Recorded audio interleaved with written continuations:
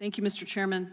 Mr. Zuckerberg, in March of 2012, you suggested by email to your management team that moving faster and copying other apps could, quote, prevent our competitors from getting footholds.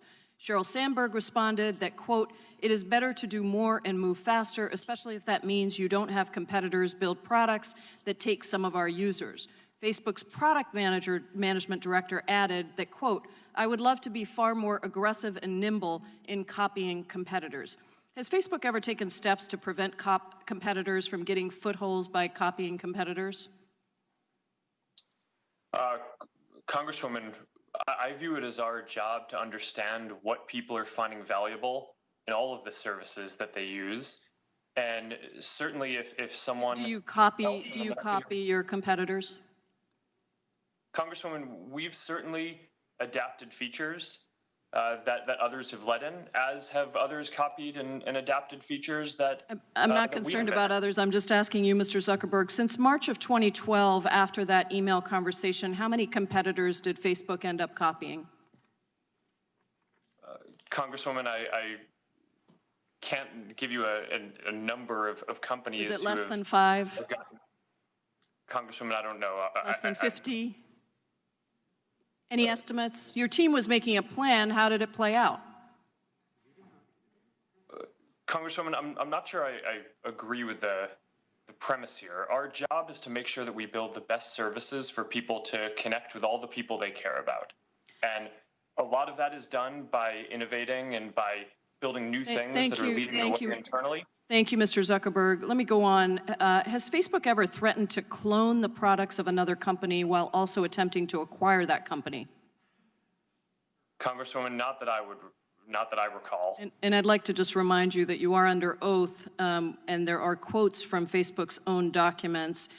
Prior to acquiring Instagram, Facebook began developing a similar product called Facebook Camera, correct? Congresswoman, that's correct. I've said multiple times that we were competing in the space of building mobile cameras with Instagram. That's what they did at the time. Their competitive set was companies like what we were building with Facebook Camera and ViscoCam and PicPlease. Thank you, Mr. Zuckerberg. Did you ever use this very similar Facebook Camera product to threaten Instagram's founder, Kevin Systrom? Congresswoman, I'm not sure what you would mean by threaten. I think it was public that we were building a camera app at the time. That was a well-documented thing.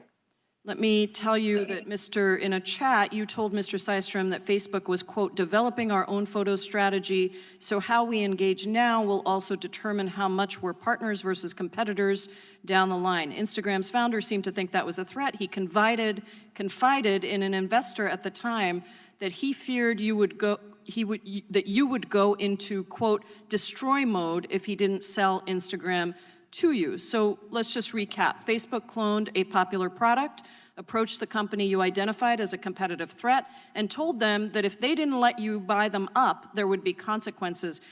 Were there any other companies that you used the same tactic with while attempting to buy them?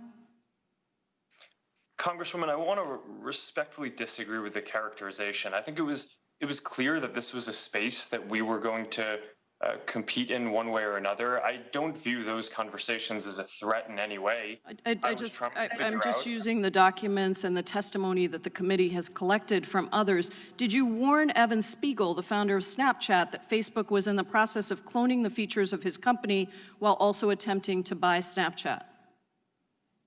Congresswoman, I don't remember those specific conversations, but that was also an area where it was very clear that we were going to be building something. People want to be able to communicate privately. They want to be able to communicate with all their friends at once.